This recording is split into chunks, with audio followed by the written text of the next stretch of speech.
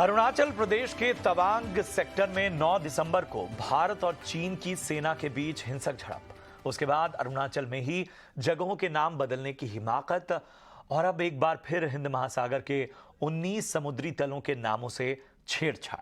चालबाज चीन विस्तारवादी मंसूबों से बाज नहीं आ रहा, लेकिन ड्रैगन की हिमाकत का जवाब देने के लिए अब भारत ने भी चक्रव्यूह तैयार करने की कवायद शुरू कर दी है। नमस्कार, आप देख रहे हैं स्वदेश आर। मैं हूं आपके साथ प्रशांत पांडे।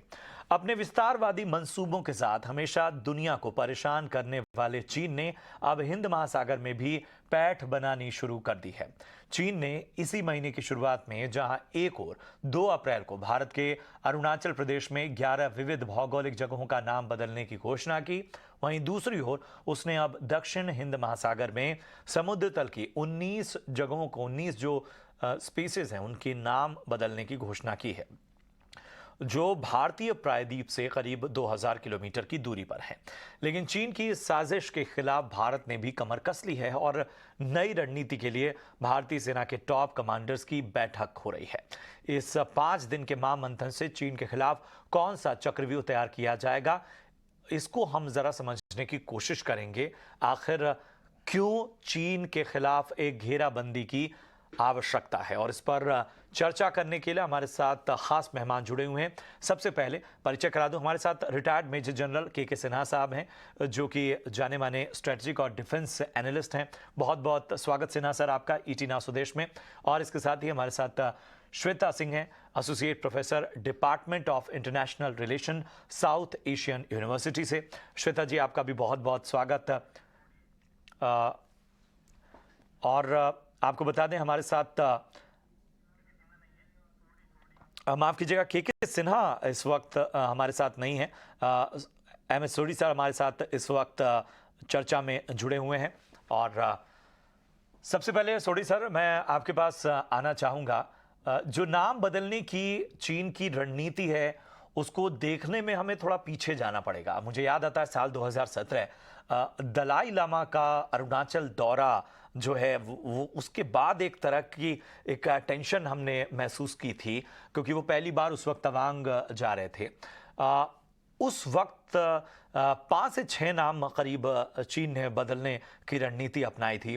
2017 में ही डोकलाम होता है, 73 दिनों का हमारा एक जो टकराव नजर आता है, संघर्ष नजर आता है, वो भी सामने आया। और हाल फिलहाल जिस तरह से चीन ने नाम बदलने की और बाकी रणनीति की जो इंटेंसिटी बढ़ा दी गई है, इसे किस तरह से समझा जाए। और अब जब हम देख रहे हैं कि एक तरह की कोशिश हो रही है कि साहब अब बातचीत से बात नहीं बनेगी, एक चक्रव्यूह तैयार करना पड़ेगा, एक घेराबंदी तो अब करनी ही पड़ेगी, जिसके लिए महामंथन चल रहा है। इन सारी चीजों को किस तरह से समझा जाए? जय हिंद प्रशांत जी, ये मेरा सौभाग्य कि मैं आपके न्यूज चैनल और विख्यात को पैनलिस्ट के साथ हूं। आपके इस प्रश्न का जवाब देने के लिए मेरे को थोड़ा सा और इतिहास में पीछे जाना पड़ेगा। 1949 में चीन के नेता माओ जेडोंग ने पाम और 5 फिंगर्स की पॉलिसी दी थी, हथेली और 5 उंगलियों की, जिसमें उन्होंने कहा था कि जो हथेली है या पाम है वो तिब्बत है, जो 5 उंगलियां हैं वो है लद्दाख, सिक्किम, अरुणाचल प्रदेश, भूटान और नेपाल। और चीन को हर मुमकिन कोशिश करनी चाहिए ये पाम और 5 फिंगर्स को वापस लेने के लिए। इसका नतीजा ये हुआ कि 2 साल बाद 1951 ने चीन ने तिब्बत पे हमला किया और तिब्बत को अपने देश में शामिल कर लिया। तब से लेके आज तक चीन इन 5 उंगलियों को, जो ये माओ जेडोंग की पॉलिसी है, उसको वापस लेना चाहता है और कोई वो कोशिश नहीं छोड़ता इनको वापस लेने की। ये जो नाम बदलने की प्रक्रिया, जैसे आपने सही कहा, ये पहली बार 2017 में हुई 6 बारी, अब तक ये 3 बारी हुई और 32 बारी इन्होंने अरुणाचल प्रदेश के नाम बदले हुए हैं। चीन जानता है कि यदि उसके विस्तारवाद को कोई देश एशिया में रोक सकता है तो वो सिर्फ भारत है। यहां तक कि हिंद प्रशांत इलाके में भी उसको रोकने के लिए सिर्फ भारत है। ये चीज अमेरिका ने भी स्वीकार की है कि चीन के विस्तारवाद को रोकने के लिए भारत ही पूरी मदद कर सकता है, अमेरिका की भी। तो चीन के लिए जो आज दुश्मन नंबर 1 है वो तो कोई शक नहीं कि वो ताइवान है, लेकिन चीन का दुश्मन नंबर 2 भारत है। और इसलिए चीन भारत को हर तरफ से घेरना चाहता है। मैं बस एक आखिरी टिप्पणी करना चाहूंगा कि भारत के 7 पड़ोसी मुल्क हैं चीन को मिला के, इनमें से 3 बिल्कुल चीन के चुंगल में हैं, श्रीलंका, पाकिस्तान और नेपाल। जो बाकी दो मुल्क हैं, बांग्लादेश और म्यांमार, उनका झुकाव आस्ता आस्ता चीन की तरफ हो रहा है। जो एकमात्र हमारा पड़ोसी देश था भूटान, जिसके साथ हमारी बहुत अच्छी दोस्ती थी, उसने भी कुछ दिन पहले उनके प्रधानमंत्री ने एक डोकलाम प्लेटू पे बयान देके भूटान का भी झुकाव चीन की तरफ दिखा दिया है। चीन भारत को जमीनी रास्ते से तो घेरना चाहता है, चीन भारत को समुद्री रास्ते से भी घेरना चाहता है, इसलिए उसने स्ट्रिंग ऑफ पर्ल्स की पॉलिसी का गठन किया है ताकि भारत को समुद्री रास्ते से घेरे। तो चीन की जो पूरी मंशा है वो है भारत को जमीनी रास्ते से, समुद्री रास्ते से घेरने की, ताकि चीन के विस्तारवाद को भारत ना रोक पाए और चीन वो करे जो वो करना चाहता है। बिल्कुल बिल्कुल। श्वेता जी, ये जो तमाम एक्टिविटीज़ हैं, मैं ये देख रहा हूँ कि जब हम तमाम ईयर्स और स्पेसिफिक जो उसके रिएक्शंस हैं उसको देखते हैं, तो इनकी इंटेंसिटी और इनको अपनाने की जो उसकी एक स्ट्रेटजी है, उसमें हम देखते हैं कि एक तरह का बदलाव नजर आता है। जाहिर सी बात है कि जिस तरह से कर्नल सोडी कह रहे थे कि अब जो है वो समुद्री रास्ते से कहीं ना कहीं दबाव बनाने की चीन की लगातार रणनीति बन रही है, फिर भी अब जाहिर है कि ये जो मंथन चल रहा है, ये जो बैठकें चल रही हैं जिसमें चक्रव्यूह तैयार करने की, घेराबंदी की बात हो रही है, इसके रिजल्ट्स के लिए तो हमें आगे इंतजार करना पड़ेगा, लेकिन इस पे भी चीन के रिएक्शन के लिए हमको तैयार रहना पड़ेगा। कैसे देखा जाए इसे? धन्यवाद प्रशांत जी। आई थिंक बहुत ही अहम सवाल, एंड हमें यहाँ पर आई थिंक मैं शुरुआत करूंगी, अगर हम ये चीज को बहुत बारीकी से समझना चाहते हैं तो हमें चीन की स्ट्रेटेजिक थिंकिंग भारत के प्रति समझनी पड़ेगी। व्हाट इज चाइनाज पॉलिसी और what is China's thinking vis-a-vis India, तभी हम एक इंडियन रणनीति के बारे में बात कर सकते हैं। और अगर आप देखें कि चाइना की रणनीति इंडिया के प्रति क्या है, इसका हिस्टोरिकल बैकग्राउंड अगर आप देखें तो चाइना जो है इंडिया के साथ अपना रिलेशनशिप हमेशा ग्रेट पावर के इंटरसेक्शंस के साथ देखता है। तो फॉर इंस्टेंस अगर आप इसको 1990 से पहले देखें, प्री कोल्ड वॉर के पीरियड में देखें, या सून आफ्टर 1947, अगर आप उस समय में इसको देखें तो एक स्ट्रेटेजिक ट्रायंगल था जिसमें चाइना अपने आप को बहुत एक अहम हिस्सा मानता है। वो स्ट्रेटेजिक ट्रायंगल है यूनाइटेड स्टेट्स, रशिया और चाइना।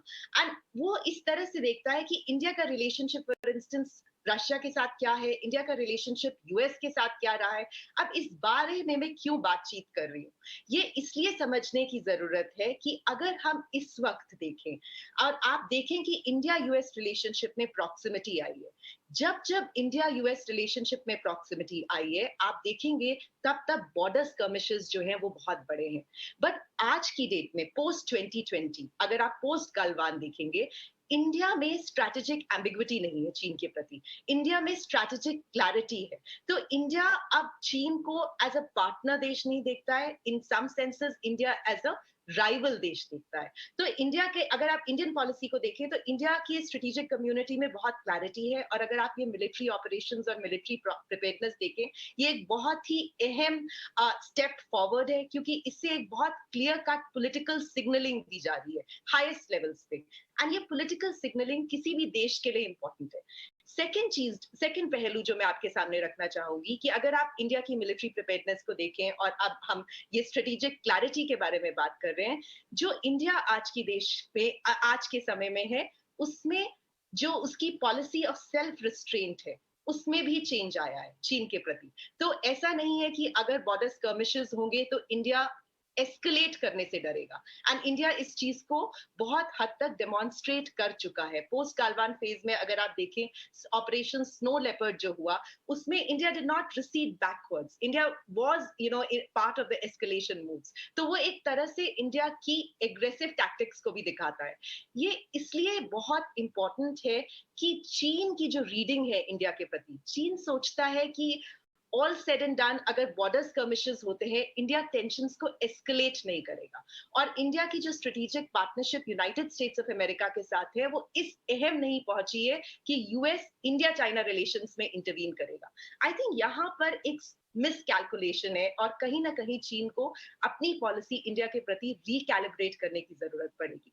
और वो रिकैलिब्रेशन तभी आएगा जब क्लियर कट पॉलिटिकल सिग्नलिंग होगी, मिलिट्री लेवल पे, मिलिट्री स्ट्रेटेजिक लेवल पे, डिप्लोमेटिक लेवल पे, एंड पैरेलली मैं कहूंगी एक डायलॉग की भी पहल करने की जरूरत है, बट वो डायलॉग तब तक नहीं हो सकता जब तक हम बाकी जो पहलू है उनको असर्टिवली सिग्नल नहीं करते। सो आई थिंक इंडिया की जो पोजीशन है 2020 के बाद there is greater clarity and इस चीज को हमें समझने की जरूरत है। So I think it's a very interesting move. और एक आखिरी बात जो मैं कहना चाहूंगी, चीन इस बात को बहुत अच्छी तरह से समझता है कि इंडिया इज अ की interlocutor for instance in the Indo Pacific region, and Indo Pacific region और इंडिया की जो अहम भूमिका है क्वाड में, ये कहीं ना कहीं चीन को खटकती है। सो आई थिंक अगर हम स्ट्रेटेजिक अलायंसेस और अलायंस पॉलिटिक्स की बात करते हैं, India is in a completely different scenario. So चीन को कहीं ना कहीं अपनी पॉलिसी रिकैलिब्रेट करनी पड़ेगी। प्रशांत जी। बिल्कुल, बहुत बहुत बहुत सारे पहलुओं पर बहुत बेहतर तरीके से आपने रोशनी डाली, और ये चीज़ समझ में आ भी रही है कि शायद जो है वो हमारी तैयारी चौतरफा होनी चाहिए, रणनीतिक तौर पर, कूटनीतिक तौर पर, जिस तरह से आपने कहा कि पैरेलली डायलॉग्स भी होने चाहिए, लेकिन इसके साथ ही जो एक प्रेशर रखना चाहिए वो किस तरह से बने, इस पर भी लगातार बात होनी चाहिए और इस पर भी लगातार काम होनी चाहिए। दूसरी तरफ अगर हम देखें मिलिट्री प्रिपेयरनेस की, मिलिट्री की तैयारियों की, तो ज़रा के सिन्हा साहब भी हमारे साथ जुड़ चुके हैं। के सिन्हा साहब, किस तरह से देखा जाए फिलहाल, तो हम, जैसा मैंने कहा कि ये जो महामंथन चल रहा है चीन के खिलाफ चक्रव्यूह तैयार करने की या उसके खिलाफ एक और बेहतर रणनीति के साथ सामने आने की बात कही जा रही है, जो हाल फिलहाल के उसके एक्शन हैं उसकी प्रतिक्रिया भारत दे रहा है, लेकिन हम देखते हैं कि ये जो मंथन होते हैं इनके रिजल्ट्स बड़ी देर से आते हैं, या ये जब तक आते हैं तब तक चीन का कुछ और रिएक्शन सामने आ जाता है। ऐसे में बड़ी भूमिका हो जाती है कि जो मिलिट्री का अप्रोच है या मिलिट्री का एटीट्यूड है उसे किस तरह से रखा जाए। जरा चाहेंगे कि आप इस पर रोशनी डालें। Thank you Prashant ji. देखिए प्रशांत जी, चाइना और इंडिया के जब हम बातचीत करते हैं स्ट्रैटेजिकली, तो हमें हम लोग एक खंड खाल का, एक कालखंड की बातें करते हैं और शायद उस परिप्रेक्ष्य में देखना चाहते हैं, पर चाइना का ऐसा नहीं है। चाइना 100 इयर्स एंड 200 इयर्स के आगे वो जिस तरह से अभी काम कर रहा है लास्ट अबाउट 100 इयर्स से, और उसकी चीजें उस तरह से अनरोल होती हैं और वही कहीं चेंजेस नहीं आते हैं। हाँ, उसके पड़ाव आएंगे तो वो साइड से निकल जाता है, यही उसकी एक बहुत बड़ी एक उसकी एक कैपेबिलिटी है, उसकी स्ट्रेंथ है। हमें ऐसा लगता है कि चाइना खत्म होने वाला है, चाइना को दबा दिया जाएगा। हमारे परिप्रेक्ष्य में खास करके हमारे, बिकॉज हम डेमोक्रेटिक कंट्री हैं, हमारे यहाँ हर एक 5 साल के बाद एक ऐसा मौका आता है कि यदि हम 5 साल तक रह गए तो एक कंटिन्यूटी की प्रॉब्लम है। प्रॉब्लम यही है, और इसी के कारण आपको 62 की लड़ाई में भी हमें देखना पड़ा कि हम अपने फुल मिलिट्री पोटेंशियल के साथ नहीं जा पाते हैं। इसके बाद भी आप 88 के दौरान में यदि देखेंगे कंडखाल में, तो जब हमने पहली बार हम जब गए 62 के बाद, हमारे प्रधानमंत्री जब गए वहां पर, और उस समय प्रधानमंत्री राजीव गांधी थे जवाहरलाल के बाद, और फिर चीजें पूरी चेंजेस हो गई। फिर हमने बहुत सारे एग्रीमेंट्स कर लिए, प्रोटोकॉल्स कर लिए, उसके गाव में चाइना ने बहुत सारा चीज किया। आज के परिप्रेक्ष्य में यदि आप देखते हैं तो आप देखिए चाइना का, जैसे सोडी साहब बता रहे थे, यदि आप उसको देखें, माओ की जो चीज थी वो आज भी वही कर रहा है और उसमें लगातार करता जा रहा है। आज की मैं बहुत ये कहूंगा तो शायद समझ रहे हैं कि समय की कमी है, तो आप इसको ये देखिए, ये स्ट्रिंग ऑफ पर्ल्स, जब मैं लेफ्टिनेंट था और मैंने 40 साल फौज की नौकरी की है, और ईस्टर्न थिएटर कमांड में भी मेजर ऑपरेशंस रहा हूँ, पूरा देखा हूँ LAC के ऊपर में ऑपरेशंस कैसे चलते हैं, ईस्टर्न थिएटर में कैसे चलते हैं। तो इस कंड खाल के अंदर में यदि हम आपको देखते हैं तो चीजें उस तरह से नहीं रही। हमारी स्ट्रैटेजिक बिकॉज आर्मी तो एक तरह से एग्जैक्टली सोचती है, आर्म फोर्सेस उस तरह से सोचते हैं, मगर बहुत डिफिकल्ट चैलेंजेस हो जाता है जब आपको उसकी लीडरशिप 14 के बाद ये बदलता हुआ दिखता है, खास करके 14 के बाद भी नहीं बदला है। 14 यदि आप देखेंगे तो डोकलाम हुआ 2017, उसके पहले या 2019 में देखिए, क्योंकि हम भी उस समय चाह रहे थे जब हम वुहान गए थे कि चाइना, और हमारी जो क्या सोच थी, बड़ी सोच, हमारी ये बड़ी सोच थी कि चाइना ये एक बहुत बड़ा देश है और हम उसको जनरली हम ये कहते हैं ड्रैगन है, इंडिया एक एलिफेंट है, तो हम दोनों साथ में लें और 21वीं सदी, क्योंकि एशिया की सदी है, तो दोनों हाथ जोड़कर काम करें। ये हमारी नीति रही है 2019 तक।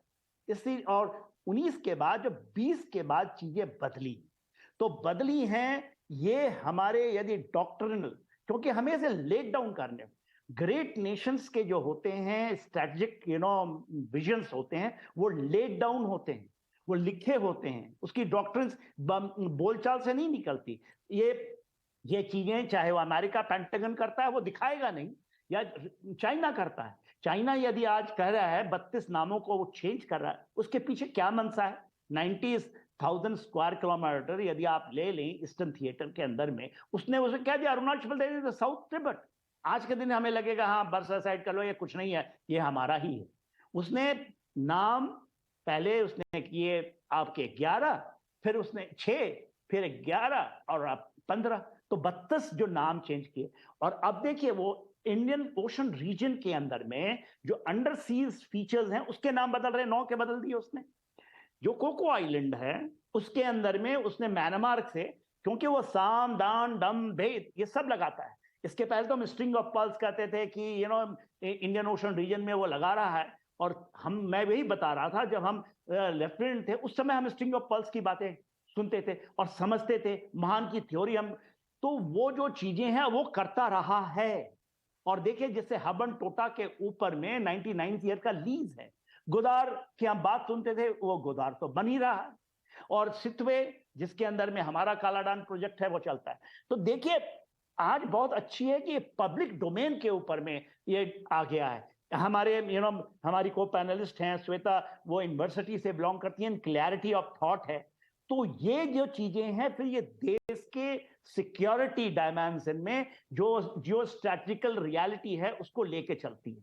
अदरवाइज नहीं तो आप अपने एयरफोर्स को नहीं यूज करेंगे, आप अपने सब चीजें नहीं करेंगे, आप ये कह देंगे। और ये पार्लियामेंट के अंदर में लिखित हैं ये चीजें, हमने देखी हैं इनको। एक समय था 2012, आज से ज्यादा समय नहीं, जब ये लिखा गया कि यदि पूरा का पूरा हमारा नदर्न बॉर्डर डेवलप नहीं किया जाएगा, वो हमारी स्ट्रैटेजी थी कि ये इस इलाके में क्यों चाइना आएगा।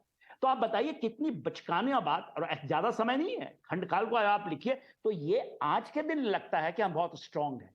क्या है यदि हमारे इस सिस्टम के अंदर में कल कोई दूसरा लोग आ जाएं, फिर वो चाइना की बातों पे मान करके फिर से चल पड़े।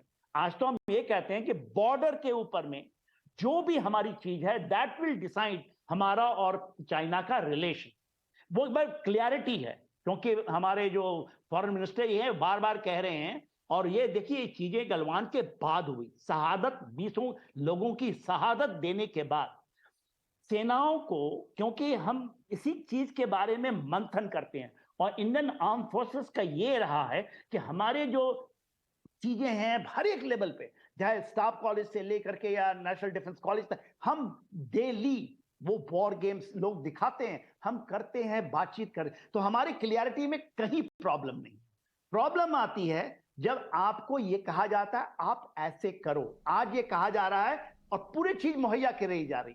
इसलिए आप देखिए चाहे वो गलवान हो या कैलाश रेंज हो या आपका ये नॉर्थ ईस्ट का इलाका हो, मगर इंडिया के लोगों को, हमारे आपको, सबको ये सोचना पड़ेगा कि जिस तरह से, क्योंकि देखिए आज तो ये जो हम 32 नाम बदले हैं, वो फिर 4 दिन के बाद यदि कुछ होगा तो फिर और 10 का लिस्ट जारी करेगा। सही कहा। 9 डैश लाइन, एक सेकंड लूंगा और प्रशांत जी, 9 डैश लाइन आपने सुना होगा जी, जो साउथ चाइना सी में है, वो 90 के दशक में एक ईस्ट मैप के ऊपर में चाइना के किसी ने खींचा और उसको लाकर 74 में वो खड़ा कर दिया कि ये 9 डैश लाइन हमारा है, 90%, और वो उसके लिए जद्दोजहद कर रहा है।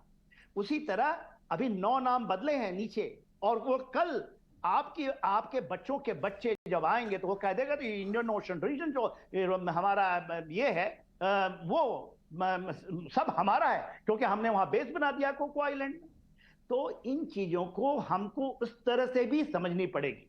सही कहा आपने। और ये वाकई एक तरह के ऐसे सिग्नल्स हैं जिनको लेकर, जैसा आपने कहा कि आर्म्ड फोर्सेस तो हर तरह से तैयार है, लेकिन कई बार एक जो डायरेक्शन है उनको वो जिस तरह से मिलता है, और कई बार जैसे हम कहते हैं कि पूरी इच्छा शक्ति फौज की है कि वो वहां पर जवाब देने के लिए सक्षम है, लेकिन जो भी कूटनीतिक रेस्ट्रेंट्स हैं उनकी वजह से इस तरह की स्थितियां बन जाती हैं कि कदम पीछे खींचने पड़ते हैं। सोढी सर, क्या विवशता है, क्या क्या क्या वाकई जो है तमाम पॉलिसीज़ या हमारी इच्छा शक्ति में इस तरह की समस्याएं बहुत समय से चली आ रही हैं जिनको इतने आसानी से नहीं मिटाया जा सकता? क्योंकि बार बार ये भाई हमारे फौज पे तो सवाल उठते ही नहीं है, वो हर वक्त तैयार है, हर ऑर्डर के लिए तैयार है।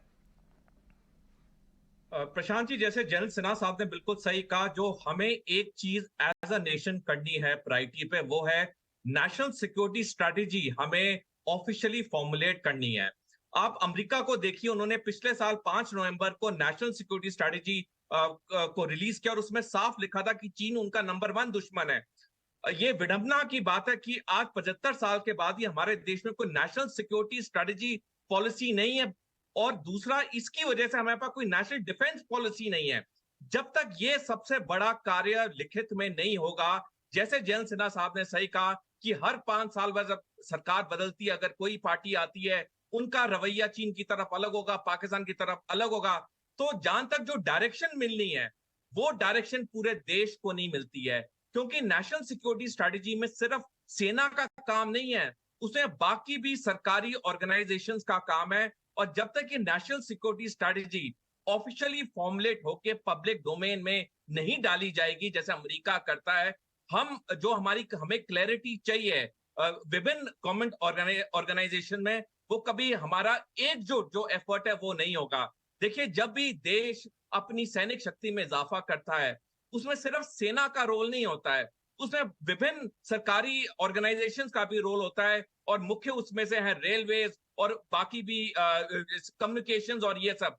तो ये सारी जो चीजें हैं, ये तभी आती हैं जब हमारे पास एक नेशनल सिक्योरिटी स्ट्रेटेजी पॉलिसी लिखित में हो, पब्लिक डोमेन में हो, और हर सरकारी गवर्नमेंट को ऑर्गेनाइजेशन को पता हो कि हमारा रोल क्या है देश को और सैनिक तरीके से मजबूत करने के लिए। दूसरी चीज मैं कहना चाहूंगा प्रशांत जी, कि हमें चीन को रोकने के लिए हमें चीन को एक उस जगह पे दबोचना होगा जहां पे उसको सबसे ज्यादा चोट लगती है। और जहां पे चीन को सबसे ज्यादा चोट लगेगी वो है डिजिबोटी से लेके मलक्का स्ट्रेट तक। ये जो समुद्री इलाका है, इसमें से चीन का हर साल 4 बिलियन यूएस डॉलर्स का व्यापार होता है। अगर हमारी नौसेना में 7 एयरक्राफ्ट कैरियर आ जाएं, आज हमारे पास 2 हैं, 5 और एयरक्राफ्ट कैरियर आ जाएं, हम इस पूरे जो समुद्री रास्ता है डिजिबोती से लेके मलक्का स्ट्रेट तक, इस पे पूरा हमारा नियंत्रण होगा, हमारा दबदबा होगा। तो चीन को काउंटर करने के लिए 2 अहम चीजों की जरूरत है। पहला, नेशनल सिक्योरिटी स्ट्रेटेजी को फॉर्मुलेट करना, दूसरी हमारी नौसेना को और मजबूत करना। 5 और एयरक्राफ्ट कैरियर नौसेना में हमें जल्दी से जल्दी हमें उन्हें इंडक्ट करने चाहिए। बिल्कुल बिल्कुल, और इसी सवाल के साथ मैं श्वेता जी आपके पास आना चाहता हूं। क्या एक निर्णायक फैसला लेने में या एक निर्णायक राय बनाने में या चीन के प्रति अपना रवैया दर्शाने में क्या हमें दिक्कतें हो रही हैं? क्या हम अभी भी इस मामले में थोड़ा हमारा रवैया एक तरह से ढुलमुल है और यही वजह है कि जिसका फायदा इस वक्त चीन बार बार उठाता रहा है? बहुत ही अहम सवाल प्रशांत जी। आई थिंक इस चीज में हमें एक अहम 2 एस समझने की जरूरत है, वो है सिक्योरिटी और दूसरा है स्टेटस। एंड ये सिक्योरिटी एंड स्टेटस जो 2 कैटेगरीज है, वो चीन के लिए भी मायने रखती है, इंडिया के लिए भी मायने रखती है। तो अगर आप सिक्योरिटी या स्टेटस देखें, दोनों इंटरट्वाइंड है। I think at this point of time India को एक क्लियर कट political signaling करने की जरूरत है, and that political signaling has to be at different levels. उसका military perspective है, उसका geo economics perspective है, and obviously उसका dialogue perspective भी है। जब तक हम इन 3 पहलुओं को आपस में इंटरसेक्ट करते हुए नहीं समझेंगे, आई डोंट थिंक सो कि हमारी पॉलिसी चीन के प्रति स्ट्रेटेजिकली स्ट्रांग हो पाएगी। दूसरा, हमें समझने की जरूरत है कि कई बार चीन के बहुत टैक्टिकल मूव्स होते हैं। तो अगर वो टैक्टिकल मूव्स होते हैं तो इंडिया की एंड हमारे साथ डिफेंस एक्सपर्ट्स हैं एंड वो ज्यादा बेटर पोजीशन है इस चीज का जवाब देने के लिए। बट आई थिंक जहां से मैं आती हूँ, मैं देखती हूँ कि technological developments on the military front are extremely important. और ये पॉलिटिकल सिग्नलिंग हमें चीन को देने की जरूरत है। सेकेंड लेवल पे जो मैं बोलूंगी कि इंडिया का जो रोल क्वाड में है, आई थिंक वो कहीं ना कहीं चीन को ट्रिगर करता है, बिकॉज चीन के लिए free flowing Indo Pacific is very important. चीन के लिए India standpoint in the Indian Ocean is very important. तो ये जो चीज है, इंडिया को स्ट्रेंथन करने की जरूरत है। तो हमें, जब हम अपने मल्टीलेटरल अलायंसेस, जब हम उनको स्ट्रेंथन करेंगे, हमारे पास लेवरेज ज्यादा होगी चीन को डायलॉग टेबल तक खींचने के लिए। अभी तक चीन का जो पर्सपेक्टिव रहा है, वो बायलेटरल इश्यूज को अहमियत ही नहीं देता है। फॉर इंस्टेंस, अगर बॉर्डर स्कर्मिशेस है या बॉर्डर इश्यूज है, उनको वो प्रायोरिटी में नहीं लेकर आता है, बट अगर वो BRI का इशू है तो उसको वो प्रायोरिटी पे लेकर आएगा। तो आई थिंक इंडिया को वो पॉलिटिकल सिग्नलिंग के थ्रू एक स्ट्रेटेजिक लेवरेज क्रिएट करना है, एंड चीन को अलग अलग पहलू से घेरने की जरूरत है, as I said, strategically, militarily, as well as economically.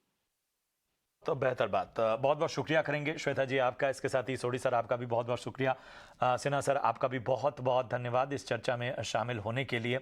और कोशिश यही थी कि हम ज़रा इस तस्वीर को समझने की कोशिश करें, हमारे रवैये, चीन के एक्शन, हमारे रिएक्शन और पूरी दुनिया में जाने वाले इस मैसेज को। और इसके साथ ही ये भी समझने की आवश्यकता है कि अब जो है वो थोड़ी जो पैमाना है उसे थोड़ा और कसना पड़ेगा, जो स्टैंडर्ड्स हैं और ज़्यादा बढ़ाने होंगे। और जैसा हमारे तमाम गेस्ट कह रहे थे, जो उनकी ओर से तमाम रिकमेंडेशंस थी, क्या उस पर काम हो रहा है, ये बड़ा सवाल है। और उस पर काम नहीं हो रहा है या धीमा है, तो उसे और ज़्यादा बेहतर तरीके से उन पॉलिसीज़ को आगे लाना होगा।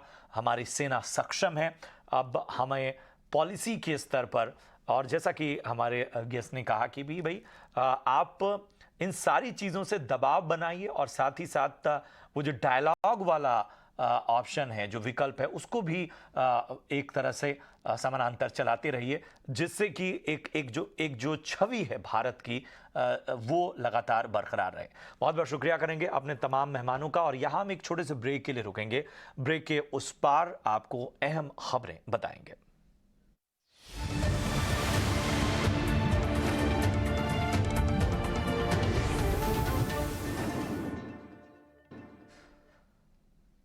ब्रेक के बाद स्वागत है आपका। आप देख रहे हैं ईटी नाव स्वदेश। और आज जो है वो एक बड़ा ही खास दिन था, क्योंकि एप्पल ने भारत में अपना पहला स्टोर लॉन्च किया। जी हाँ, आज हमने तमाम अपने कवरेज के दौरान आपको हर पहलू से रूबरू कराया, और इस दौरान हमने समझने की कोशिश की कि आखिर जो एप्पल का स्टोर है वो किस मायने में ख़ास है। तो आईफोन निर्माता एप्पल ने भारत में अपने पहले एप्पल स्टोर की शुरुआत कर दी। एप्पल के CEO टिम कुक ने मुंबई के BKC में भारत के पहले स्टोर का उद्घाटन किया। 25 साल पूरे किए हैं एप्पल ने, और ये एक मौका उन्होंने चुना भारत में अपने एक नई शुरुआत का।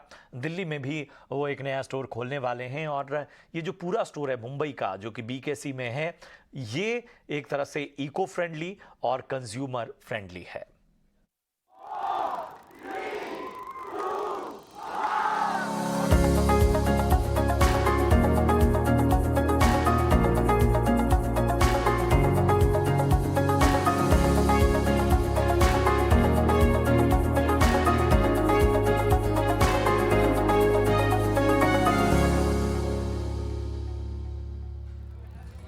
हम इस वक्त एप्पल स्टोर के अंदर है, और जितनी एक्साइटमेंट आपको बाहर देखने को मिल रही थी, उतनी एक्साइटमेंट अंदर भी है। हम इनसे बात करेंगे। आपने टिम कुक के लिए कुछ सुविनियर लाया था, उसके बारे में बताएं। उनसे क्या बात हुई और कैसा लगा उनसे मिलकर? So I made a handmade diary and I gifted it to Tim Cook and he was really happy and I really loved the store. आप और आपकी बेटी आज सुबह से यहाँ पर थे, टिम कुक से मिले, कैसा लगा आप बताएं? हम यहाँ खड़े थे, बट हमको जो सर से हमको ग्रैटिट्यूड एंड ग्रीट मिला, वी आर सो हैप्पी। हम उसके लिए बहुत ज़्यादा खुश हैं। सर ने मेरी बेटी से बड़े प्यार से वो डायरी लिया, जो कि उसने खुद अपने हाथ से बनाया था सर के लिए, and he hugged my daughter and he really liked that diary. More than autograph, we got sir's appreciation, जो कि बहुत ज़्यादा मैटर करता है हमारे। आप आपके किड्स के लिए एप्पल प्रोडक्ट्स बाय करती है जनरली, और आपके पास ओवरऑल कितने Apple products? All the products we have is Apple. अच्छा, सारे सारे प्रोडक्ट हाँ, जो भी प्रोडक्ट कितने प्रोडक्ट है आपके पास? Since her childhood, she is looking around Apple के ही सारे products. So we have Apple Watch, Apple phone, Apple iPad, Apple laptop. Everything is Apple, Apple, Apple. आप मुंबई से हैं? Yes, Mumbai. and I'm wearing my Apple Watch right now. तो लोगों का उत्साह जो है वो एप्पल स्टोर में पहुंचकर और टिम कुक से लोग मुखातिब भी हुए, वो एक अलग उनके साथ अनुभव था। चलिए कुछ और खबरों की ओर बढ़ते हैं। पीएम नरेंद्र मोदी 25 अप्रैल को केरल को वंदे भारत की सौगात देंगे। ये वंदे भारत ट्रेन कासरगोड से त्रिवेंद्रम तक पूरे केरल को कवर करेगी। ईटी नाउ स्वदेश संवाददाता समीर दीक्षित से खास बातचीत में रेल मंत्री अश्विनी वैष्णव ने कहा कि केरल में पैसेंजर ट्रेन की स्पीड बढ़ाने के मकसद से 2 चरणों में ट्रैक सुधारने का काम किया जाएगा। पहले चरण में स्पीड 110 किलोमीटर प्रति घंटा और दूसरे चरण में स्पीड 160 किलोमीटर प्रति घंटा हो जाएगी। पहले चरण में इस पर 381 करोड़ रुपए खर्च होंगे। It's a matter of pride and happiness for all of us that Honorable Prime Minister will be flagging off the first Vande for Kerala very soon, and this train will basically cover the entire length of Kerala, all the way from Kasargod to Thiruvananthapuram. So this will be a very good connectivity for the state. इधर capital gain tax में बदलाव को लेकर वित्त मंत्रालय में फिलहाल कोई चर्चा नहीं हुई है। ईटी नाउ स्वदेश को वित्त मंत्रालय के सूत्रों के हवाले से जानकारी मिली है कि फिलहाल ऐसा कोई प्रस्ताव नहीं आया है। दरअसल आज एक अंतर्राष्ट्रीय एजेंसी की रिपोर्ट के बाद कुछ मीडिया रिपोर्ट्स में ये अटकलें तेज हो गई थी कि सरकार कैपिटल गेन टैक्स में बदलाव पर विचार कर रही है। इस पूरी खबर पर ज्यादा जानकारी दे रहे हैं हमारे सीनियर एडिटर राजेश सिंह। बिल्कुल, देखिए, एक इंटरनेशनल एजेंसी की खबर आने के बाद काफ़ी स्पेकुलेशन होने लगा कि डायरेक्ट टैक्स कोड में क्या बदलाव होने हैं। तो ऐसा इमीडिएट में कुछ नहीं हो रहा है। डायरेक्ट टैक्स कोड पे बदलाव की खबरें जो है वो 2009 से, जब यूपीए की गवर्नमेंट थी तब से चली आ रही है। 2009 में डायरेक्ट टैक्स कोड पहली बार प्रणब मुखर्जी जब वित्त मंत्री थे तो वो लाए थे। उसके बाद उस पर बिल भी बना था, वो पार्लियामेंट में इंट्रोड्यूस भी हुआ था, लेकिन स्टैंडिंग कमेटी के पास चला गया और इसी बीच 2014 में यूपीए की सरकार चली गई और वो बिल लैप्स कर गया।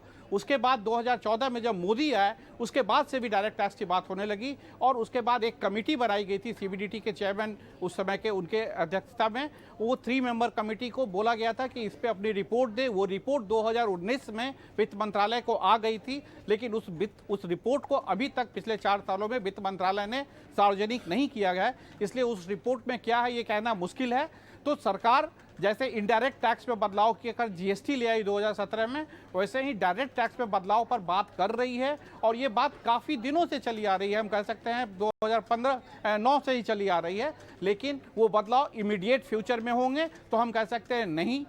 जो एजेंसी की रिपोर्ट है उसमें भी ये कहा गया है कि जब अगले साल 2024 के इलेक्शन के बाद मोदी जब इलेक्शन जीतेंगे तब ये बदलाव करेंगे। तो ये काफ़ी एक स्पेकुलेटिव टाइप का खबर है। वो बदलाव होने हैं ये सरकार में तय है, लेकिन बदलाव कब होंगे, कैसे होंगे, इस पर अभी तक सरकार की तरफ से कोई क्लैरिटी नहीं आई है, इसलिए इस पर कोई स्पेकुलेशन करना गलत होगा। चलिए बढ़ते हैं आगे। अटके हुए रियल एस्टेट प्रोजेक्ट्स को पूरा करने के मकसद से बनाए गए SWAMIH फंड ने अब तक 130 प्रोजेक्ट्स को मंजूरी दे दी है। वित्त मंत्रालय के सहयोग से बनाए गए इस फंड ने पिछले 1 साल में 23,000 घरों का कंस्ट्रक्शन पूरा कर लिया है। साथ ही इसके फंड को बढ़ाकर 15,000 करोड़ रुपए कर दिया गया है। इसके आने के बाद रियल एस्टेट में हालात किस तरह बदले हैं, इस पर ईटी नाउ संवाददाता अनुराग शाह ने फंड के CIO इरफान काजी से खास बातचीत की।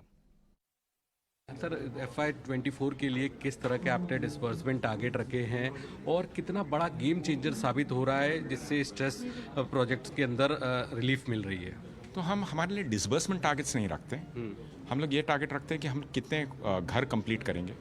तो हम जितने अप्रूवल्स दिए हैं उस बेसिस पर हमें ऐसा लगता है कि हम अभी इस साल में कम से कम 20,000 होम्स तो कंप्लीट कर देंगे। राइट, हमने ऑलरेडी अबाउट 23,000 होम्स कंप्लीट किए हैं, लेकिन वो शुरुआत है। हमें ऐसा लगता है कि हर साल आगे जाते हुए हम 20,000 होम कंप्लीट कर सकेंगे। ये हमारे लिए हमारा टारगेट है। आप कह रहे हैं इसको काफ़ी अच्छा रिस्पांस मिल रहा है और 20,000 का टारगेट आप लेके चल रहे हैं, और जिस तरह का हम स्थिति देख रहे हैं, आप कह रहे हैं कि कोविड के बाद जो है वो स्ट्रेस जो है वो कम हुआ है, तो क्या ये जो 20,000 का टारगेट है वो आगे चल के और भी बढ़ेगा? ये बढ़ेगा ही। We like to aim lower and achieve higher. हम कोशिश करेंगे कि इससे भी ज़्यादा होम्स हो जाए, लेकिन जब हम इतना पब्लिकली कह रहे हैं तो हम लोग चाहते हैं कि एटलीस्ट इतने तो हो जाएंगे, राइट? इतना कॉन्फिडेंस है हमें। और सर इसके अलावा ये भी समझना चाहता हूँ कि ओवरऑल कितनी इन्वेंट्री आ रही है और इसका प्राइसिंग पे किस तरह का इम्पैक्ट है? देखिए, प्राइसिंग पर ये इम्पैक्ट होता है कि जब स्वामी आ जाता है कोई फंड कोई प्रोजेक्ट में, तो लोगों का विश्वास बढ़ जाता है कि घर कंप्लीट हो जाएंगे, इमारत कंप्लीट हो जाएगी, घर मिल जाएंगे, और उसके वजह से प्राइसेस बेहतर हो जाते हैं। तो हमने कुछ प्रोजेक्ट्स में देखा है, एनसीआर में स्पेशली 25 to 30% प्राइस इंक्रीज हुआ है हमारे प्रोजेक्ट्स में, राइट? तो वो एक चीज़ हुई। दूसरे जो एग्जिस्टिंग होम बायर्स है प्रोजेक्ट के, वो भी पैसा देने लगते हैं, तो प्रोजेक्ट को पैसों की कमी नहीं रहती है और फिर कंस्ट्रक्शन और भी जल्दी होता है। और स्वामी के प्रोजेक्ट्स में हमारा फोकस कंस्ट्रक्शन पर ही है, इसलिए हमारे प्रोजेक्ट्स पर एक तो लेबर डेंसिटी सबसे ज़्यादा होती है, और सेकंड प्रोजेक्ट का कंप्लीशन टाइम फ्रेम भी काफ़ी कम रहता है compare to the normal project life cycle. Sir तो क्या आप जिस तरह से आप कह रहे हैं कि मांग है स्वामी की काफ़ी ज़्यादा, तो आपने भी अपनी ड्यू डिलिजेंस बढ़ाई है क्या प्रोजेक्ट से जुड़ी हुई? तो हम बहुत ज़्यादा ड्यू डिलिजेंस करते हैं। लोग हमारे पर वो इल्ज़ाम डालते हैं कि हम ज़्यादा ड्यू डिलिजेंस करते हैं। हमारे पास एक 33 मेंबर टीम है। ये इंडिया की सबसे बड़ी लार्जेस्ट रियल एस्टेट टीम है। ये और external due diligence experts agencies के साथ हम काम करते हैं। पहले पूरे प्रोजेक्ट का ड्यू डिलिजेंस होता है, फिर ही फाइनल अप्रूवल दिया जाता है, और उसके बाद भी ड्यू डिलिजेंस में ऐसा भी हो सकता है कि बहुत सी चीज़ें सामने नहीं आई। उसके बाद भी हम लोग ये इंश्योर करते हैं कि प्रोजेक्ट का जो स्पेंड है, प्रोजेक्ट पर जो पैसा खर्च होता है, वो हमारे कंट्रोल से जाता है, तो हम देख सकते हैं कि किस चीज़ पर पैसा खर्च हो रहा है और वो सही खर्च है कि नहीं। चले बढ़ते हैं आगे। इंश्योरेंस बिल में संशोधन को लेकर स्टेक होल्डर से चर्चा खत्म हो गई है। मॉनसून सत्र में इंश्योरेंस संशोधन बिल पेश करने की योजना है। एक्सक्लूसिव डिटेल दे रहे हैं हमारे सहयोगी प्रकाश प्रियदर्शी। देखिए, सूत्रों के हवाले से जो जानकारी हमें मिल रही है उसके हिसाब से सरकार ने इंश्योरेंस लॉज अमेंडमेंट बिल 2022 के ऊपर इंडस्ट्री के साथ जो कंसल्टेशन की प्रक्रिया है उसको लगभग पूरी कर ली है, और अब वित्त मंत्रालय ने इन प्रस्तावों के ऊपर इंटर मिनिस्ट्रियल कंसल्टेशन की शुरुआत कर दी है। जल्द ही इन प्रस्तावों को मंजूरी के लिए कैबिनेट के पास भेजा जाएगा। जैसा कि आपको पता है कि सरकार इंश्योरेंस सेक्टर में बड़े बदलाव करना चाहती है और जो मौजूदा एक्ट है उसमें संशोधन करना चाहती है, और उससे संबंधित प्रस्ताव जो हैं वो पेश किए हैं। इन प्रस्तावों के हिसाब से इंश्योरेंस कंपनीज को कंपोजिट लाइसेंस दिया जाएगा। इसका मतलब ये है कि हर तरह के जो इंश्योरेंस प्रोडक्ट्स हैं, चाहे वो जनरल इंश्योरेंस है, हेल्थ इंश्योरेंस है या लाइफ इंश्योरेंस है, उसकी बिक्री के लिए एक ही लाइसेंस की ज़रूरत होगी। हर तरह के इंश्योरेंस प्रोडक्ट्स को सिंगल अम्ब्रेला के तहत लाने की योजना तैयार की गई है। हालांकि इंडस्ट्री को ये विकल्प दिए जाएंगे, लेकिन उसके लिए सर्टेन राइडर भी निर्धारित किए गए हैं, जैसे कि हमें सोर्स बता रहे हैं, ताकि इंश्योरेंस कंपनीज और साथ ही साथ जो कंज्यूमर्स के इंटरेस्ट हैं, जो हित है, उनकी रक्षा की जा सके और इंडस्ट्री में एक लेवल प्लेइंग फील्ड जो है वो बनी रहे। इसके अलावा ये भी प्रस्ताव दिया गया है कि हेल्थ इंश्योरेंस, जनरल इंश्योरेंस या लाइफ इंश्योरेंस जैसे प्रोडक्ट जो है उसके बिजनेस की शुरुआत करने के लिए जो मिनिमम कैपिटल रिक्वायरमेंट है उसमें भी बड़ी कटौती की जाएगी। जो मौजूदा शर्तें हैं उसमें बदलाव किया जाएगा। जैसा कि आपको पता है कि सरकार ये चाहती है कि इन सुधारों के जरिए जो इंश्योरेंस कवरेज है देश के अंदर उसमें बढ़ोतरी की जाए, इंश्योरेंस पेनिट्रेशन में बढ़ोतरी की जाए, और इसके लिए ये संबंधित जो संशोधन है वो पेश किए गए हैं। वित्त मंत्रालय ने पिछले साल नवंबर में इन प्रस्तावों के ऊपर कमेंट्स मंगाए थे, लेकिन इंडस्ट्री को कुछ प्रस्तावों पर ऐतराज़ था, जिसके बाद ये तय किया गया कि फर्दर कंसल्टेशन जो है इंडस्ट्री के साथ की जाएगी, और अब इन कंसल्टेशन की प्रक्रिया पूरी हो गई है और वित्त मंत्रालय इन प्रस्तावों पर आगे बढ़ने के लिए तैयार है। सूत्र हमें बता रहे हैं कि सरकार की योजना ये है कि मानसून सेशन में इंश्योरेंस लॉज अमेंडमेंट बिल को संसद में पेश किया जाएगा। चले बढ़ते हैं आगे अगली खबर की ओर। बाजार में आज दिन भर उठा पटक चलती रही। आज लगातार दूसरा कारोबारी दिन रहा जब निफ्टी और सेंसेक्स लाल निशान में बंद हुए। निफ्टी के 50 में से 30 स्टॉक्स गिरावट पर बंद हुए। हालांकि निफ्टी बैंक में बेहद मामूली बढ़त के साथ जो है वो नजर आई कारोबार। निफ्टी मिड कैप ने भी आज अपनी कई दिनों की तेजी को बरकरार रखा। निफ्टी स्मॉल कैप 11वें दिन बढ़त पर बंद हुआ। अगर सेक्टोरल गेन की बात करें तो निफ्टी फार्मा दिन के निचले स्तरों से 2% सुधर कर बंद हुआ और सेक्टोरल गेन के मामले में सबसे आगे रहा। उसके 20 में से 16 स्टॉक्स हरे निशान में दिखाई दिए। दिन भर बाजार में और क्या रही हलचल और कल के लिए क्या रह सकते हैं ट्रिगर, जानते हैं अपने सहयोगी से।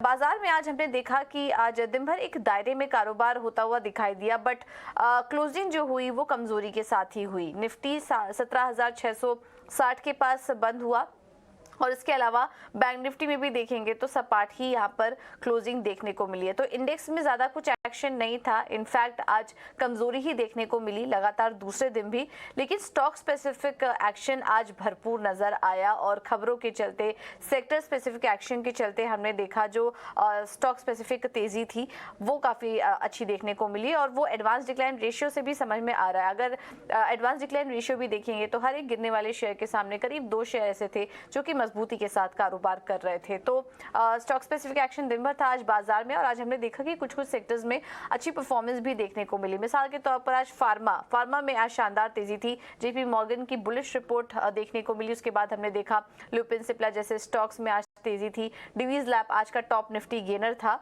जहां पर की अच्छी मजबूती देखने को मिली। इसके अलावा रियल्टी स्टॉक्स में भी आज काफी अच्छा एक्शन देखने को मिला। रियल्टी इंडेक्स 3 महीने के उच्चतम स्तर पर पहुंच चुका और इसमें डीएलएफ, ओबरा रियल्टी जैसे स्टॉक्स, गोदरेज प्रॉपर्टी जैसे स्टॉक्स में आज हमने देखा कि शानदार तेजी के साथ आज कारोबार कर रहे थे। निफ्टी के चढ़ने वाले शेयरों पर नजर डालें तो आज मजबूती थी डिवीज लैब में। HCL टेक कल की वीकनेस के बाद आज वहां पर रिकवरी थी और 2% ऊपर HCL टेक का स्टॉक भी बंद हुआ और आईटी शेयरों में आज हमने देखा निचले स्तरों से एक अच्छी रिकवरी भी नजर आई। इसके बाद नेस्ले भी था आज का टॉप परफॉर्मर और आज FMCG शेयरों में भी अच्छा रुझान हम देख रहे थे। 2% की मजबूती नेस्ले में देखने को मिली और इसके बाद सिप्ला में भी आज शानदार तेजी थी। वहीं कमजोर साइड पर देखेंगे तो पावर ग्रिड नीचे था, आज करीब 2.5% कमजोरी के साथ कारोबार कर रहा था। इसके अलावा अल्ट्राटेक, अदानी एंटरप्राइजेस यहाँ पर करीब 1.5% की कमजोरी थी और अपोलो हॉस्पिटल में भी करीब 1 से 1.25% की वीकनेस आज देखने को मिली और रिलायंस भी आज कमजोर था। तो ये थे निफ्टी में आज कमजोरी वाले शेयर। मिड कैप शेयरों में अगर एक्शन देखें तो आज का टॉप परफॉर्मर था लुपिन। यहाँ पर करीब 3 से 4% की तेजी देखने को मिली। कुछ 2 दिनों के करेक्शन के बाद आज हमने देखा कि अच्छी रिकवरी थी लुपिन में। इसके बाद इंडियन बैंक, IRFC, बायोकॉन जैसे स्टॉक्स में आज काफी शानदार मोमेंटम बना रहा। चले बढ़ते आगे। आईटीसी के शेयर में पिछले 1 साल में जोरदार तेजी दिखी है। शेयर में क्या है तेजी के ट्रिगर्स, मौजूदा स्तर पर भी निवेश के लिए क्या वैल्यूएशन आकर्षक हैं, रिसर्च दे रही हैं विन्नी मोतीवाला। एब्सोल्युटली। तो बात करते हैं पहले तो जो की ट्रिगर्स है, क्योंकि आईटीसी का जो स्टॉक है वो डबल हो चुका है। ऑलमोस्ट लास्ट 1 ईयर के टाइम पीरियड में ही स्टॉक डबल हो चुका है और कल देखें तो 400 का जो लेवल था उन्होंने टच किया था, उसका ऑल टाइम लेवल था। तो की ट्रिगर्स की पहले बात करें तो यहाँ पे क्या हुआ है, स्टॉक मूव तो स्ट्रॉन्ग है। फैक्टर्स क्या है, एक तो स्टेडी परफॉर्मेंस और stellar growth, double digit growth, मतलब 10% से ज़्यादा की ग्रोथ कंटिन्यू हुई है उनके नॉन सिगरेट FMCG बिजनेस के लिए। तो FMCG बिजनेस ग्रो हो रहा है। सिगरेट बिजनेस में भी उन्होंने काफ़ी अच्छी रिकवरी देखी है। आगे जाते हुए भी एक्सपेक्टेड है कि ये जो रिकवरी है सिगरेट बिजनेस में वो काफ़ी अच्छी रहेगी। स्ट्रॉन्ग रिकवरी आगे जो जाते हुए भी एक्सपेक्टेड है। उसके अलावा बात करते हैं होटल बिजनेस की, काफ़ी स्ट्रॉन्ग ग्रोथ वहाँ पे भी है, एक्सेलरेटेड ग्रोथ वहाँ पे भी दिखी हुई है और उनके पेपर बोर्ड बिजनेस में भी काफ़ी अच्छी ग्रोथ है। कमोडिटी प्राइसेस अभी सॉफ्टनिंग हो रहे हैं, वो इन्फ्लेशन तो जो कमोडिटी प्राइसेस से था वो थोड़ा कम होते दिख रहा है, तो कमोडिटी प्राइसेस का भी बेनिफिट रहेगा आईटीसी के लिए आगे जाते हुए। और ओवरऑल टैक्सेस जो इम्पॉर्टेंट होते हैं, सिगरेट्स पे जो टैक्सेस लगते हैं वहाँ पे काफ़ी सारी स्टेबिलिटी रही है। लास्ट कपल ऑफ बजट से देखें तो कुछ टैक्स इंक्रीज नहीं हुआ है और ये स्टेबिलिटी की वजह से आईटीसी को भी टैक्सेस पे स्टेबिलिटी दिख रही है और उसकी वजह से ये एक सपोर्ट रहता है और कर्ब करता है, स्टॉप करता है जो इलिसिट सिगरेट बिजनेसेस है उसको स्टॉप कर रहा है और उसकी वजह से ये बेनिफिशियल होता है सिगरेट बिजनेस के लिए, आईटीसी के लिए। वैल्यूएशंस की बात करें, पी वैल्यूएशंस देखते हैं तो कंपनी का जो 23 to 25 टाइम्स है अप्रॉक्सीमेटली FY24 पी की 1 ईयर फॉरवर्ड पी देखें तो वो काफ़ी अच्छी वैल्यूएशन वहाँ पे भी है। Compare to other peers ITC की वैल्यूएशन अभी भी काफ़ी सस्ती है, तो यस वो अट्रैक्टिव वैल्यूएशंस पे रहता है। और उनकी एसओटीपी वैल्यूएशंस भी देखें तो सिगरेट बिजनेस है 58% अभी मार्केट वैल्यू दे रहा है सिगरेट बिजनेस को इन टर्म्स ऑफ एसओटीपी वैल्यूएशन, तो काफ़ी बड़ा वैल्यूएशन वहाँ पे आता है। एफएमसीजी बिजनेस 26 टाइम्स है और होटल बिजनेस है 26% है और होटल बिजनेस है 4%। तो एसओटीपी वैल्यूएशन भी ऐसे ब्रेकअप हो रही है जहाँ पे सिगरेट और एफएमसीजी को ज़्यादा इंपॉर्टेंस अभी दिया हुआ है मार्केट ने। एनालिस्ट भी बिलीव कर रहे हैं कि ये 400 जो प्राइस है अभी भी, पर आईटीसी काफ़ी अट्रैक्टिव अभी भी लग रहा है। वैल्यूएशंस वेदर पी देखे एसओटीपी वैल्यूएशन देखे तो काफ़ी अट्रैक्टिव लग रहा है वैल्यूएशंस के हिसाब से अकॉर्डिंग टू एनालिस्ट। चले बढ़ते हैं आगे और बात कर लेते हैं एक ऐसी फार्म कंपनी के बारे में जिसकी सफलता की कहानी की चर्चा पूरे भारत ही नहीं पूरे यूरोप में है। ये कंपनी है नासिक की सह्याद्री फार्म्स, जो कि देश के सबसे बड़े अंगूर एक्सपोर्ट कंपनी है। सह्याद्री फार्म्स करीब 20,000 किसानों और 48 फार्मर प्रोड्यूसिंग कंपनी के साथ मिलकर 8 से ज्यादा फलों के उत्पादन में धूम मचा रही है। कंपनी के चेयरमैन और एमडी विलास शिंदे के साथ हमारी सहयोगी प्रियंका उप्पल आनंद ने खास बातचीत की। आइए आपको सुनाते हैं इस बातचीत का एक विशेष अंश।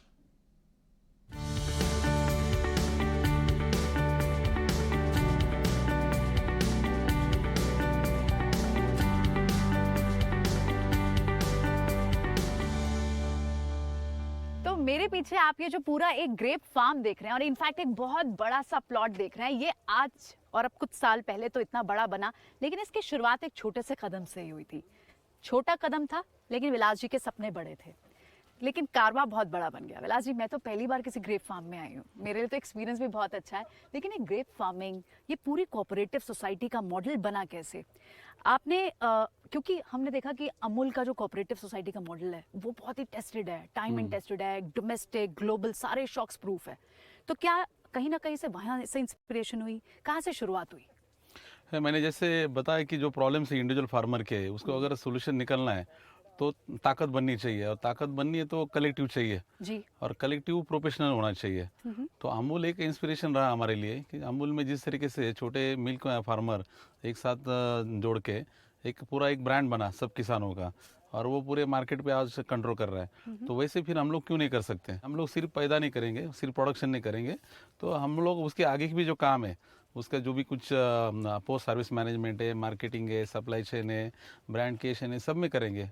तो will replicate Amul story in horticulture crops. थोड़ा सा जो है ना लर्निंग की जो फेजेस है वो शुरू में हमारी रही, और फिर जो हमने समझा कि प्रोडक्शन में तो हमें एक्सपर्ट बनना ही है, फील्ड में तो काम अच्छा करना है, लेकिन पोस्ट सर्विस मैनेजमेंट में अच्छा काम करना है, मार्केटिंग लेवल पे भी अच्छा काम करना है, तो वहाँ भी एक हमारा जो स्किल है वो इम्प्रूव करने पड़ेंगे, वहाँ भी हमें इन्वेस्टमेंट करना पड़ेगा, वहाँ भी हमें नीड बेस्ड इंफ्रास्ट्रक्चर वो क्रिएट करना पड़ेगा।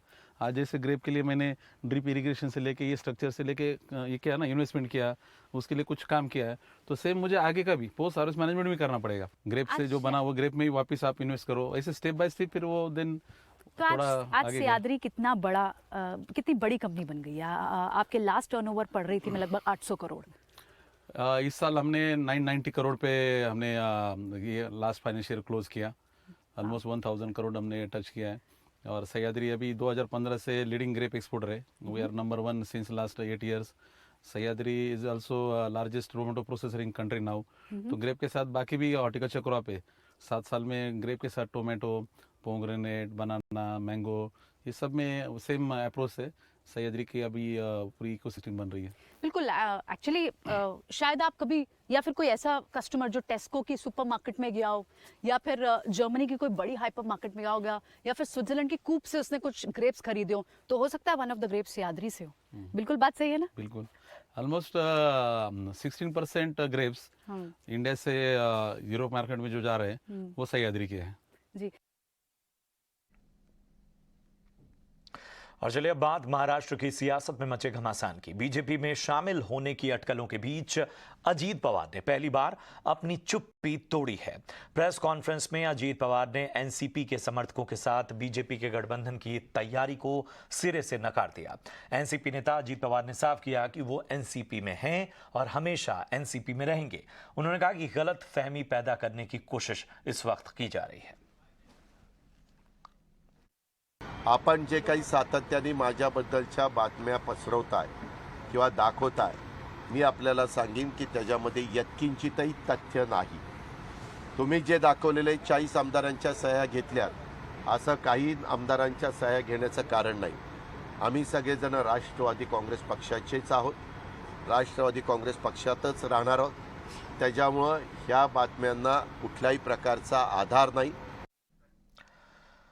अजीत पवार ने सफाई तो दी है, लेकिन क्या इससे महाराष्ट्र की सियासत में आया तूफान शांत हो जाएगा?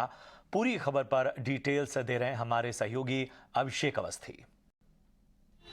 कई दिनों से जो अटकलें लगाई जा रही थी कि अजीत पवार अपने विधायकों के साथ बीजेपी में शामिल हो सकते हैं, इन अटकलों को अजीत पवार ने खुद मीडिया के सामने आकर खारिज किया है।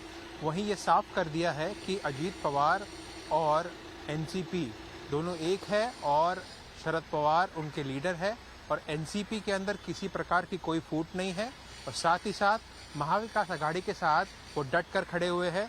तीनों मित्र पक्ष एक साथ एकजुट है और शिंदे फडणवीस सरकार के खिलाफ अपनी मोर्चाबंदी में लगे हुए हैं। साथ ही साथ उन्होंने मीडिया को भी ये कहा कि इस तरह की अटकलें मेरे खिलाफ जो चल रही है उस पर हवा ज़्यादा न दे और कहीं ना कहीं वो भी संयम रखे हैं और इस तरीके की बातों को, इस तरीके की अफवाहों को मीडिया को तूल देना नहीं चाहिए।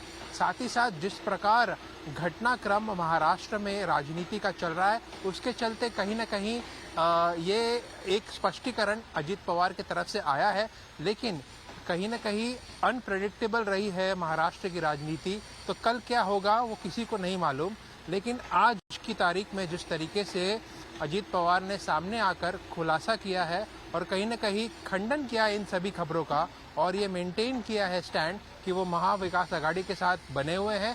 साथ ही साथ एनसीपी के अंदर किसी प्रकार की फूट नहीं है और उनके लीडर शरद पवार के नेतृत्व में एनसीपी आगे बढ़ रही है। और चलिए अब बात कोरोना की, जिसके आंकड़े थोड़ी राहत देने वाले हैं। लगातार चौथे दिन देश में कोरोना के केस में कमी दर्ज की गई है। पिछले 24 घंटे में पूरे देश में कोरोना के 7,633 नए केस सामने आए हैं, जबकि 11 लोगों की इस दौरान मौत हुई है। लेकिन एक्टिव केस का आंकड़ा 61,000 के पार जा चुका है। कोरोना प्रभावित राज्यों की बात करें तो सबसे ज्यादा केसेस केरल और दिल्ली से सामने आए हैं। केरल से 1,500 से ज्यादा नए मामले दर्ज किए गए, जबकि दिल्ली से 1,017 केस आए हैं। और मौसम की मार की बात कर लेते हैं। देश में इस वक्त झुलसाने वाली गर्मी पड़ रही है। उत्तर भारत में पारा 40 डिग्री के पार पहुंच चुका है। इसे देखते हुए मौसम विभाग ने कई राज्यों में हीट वेव को लेकर अलर्ट जारी किया है। पश्चिम बंगाल, बिहार और आंध्र प्रदेश के लिए ऑरेंज अलर्ट जारी किया गया है। अगले कुछ दिनों तक यूपी, बिहार और दिल्ली एनसीआर समेत कई इलाकों में लू चलने की संभावना है। इसके साथ ही कई राज्यों में तापमान में उछाल देखने को मिल सकता है। आपको देश के अलग अलग हिस्सों में गर्मी की तपिश की अलग अलग तस्वीरें हम दिखा रहे हैं, जिसने लोगों का जीना मुहाल कर रखा है। तो जो तस्वीर आपके स्क्रीन पर है, ये उत्तर प्रदेश के गाजियाबाद की है, जहां लोगों को लू के थपेड़ों का सामना करना पड़ रहा है। मौसम के लिहाज से राज्य के अधिकांश हिस्से अप्रैल में ही 40 डिग्री का टॉर्चर झेल रहे हैं। वहीं यूपी से सटे बिहार में भी लोग सूरज के बिगड़ते मूड से परेशान हैं। बिहार की राजधानी पटना की ये तस्वीरें हैं, जहां हीट वेव से मुश्किलें बढ़ रही हैं। वहीं मध्य प्रदेश की राजधानी भोपाल और चंडीगढ़ में भी गर्मी की मार से लोग त्रस्त हैं और इस वजह से जो आवागमन है वो उसमें भी लोगों को काफी दिक्कतें हो रही हैं। और सिर्फ उत्तर भारत ही नहीं, महाराष्ट्र के कई इलाके में गर्मी की चपेट में हैं। हीट वेव की वजह से महाराष्ट्र भी प्रभावित हुआ है। यहां अगले 5 दिनों में 2 से 4 डिग्री तक तापमान बढ़ने की बात कही जा रही है। अभी हम अगर महाराष्ट्र का पूरा देखेंगे तो अभी का सिचुएशन ऐसे है, जो तापमान चल रहे हैं वो सामान्य है, जो अप्रैल मंथ में होते हैं जनरली 38-39 डिग्री इन महाराष्ट्र, मध्य महाराष्ट्र, मराठवाड़ा में वही तापमान चल रहा है और मुंबई में आगे 48 आवर्स में तापमान 34 डिग्री टू 36 डिग्री के बीच में रहेगा। शाम के वक्त लाइट थंडरस्टॉर्म एक्टिविटीज़ हमने मध्य महाराष्ट्र के कई डिस्ट्रिक्ट में आगे आने वाले 48 आवर्स के लिए दिए हैं। और इसी के साथ इस बुलेटिन में इतना ही। दीजिए इजाजत। आप देखते रहिए ET Now स्वदेश। नमस्कार।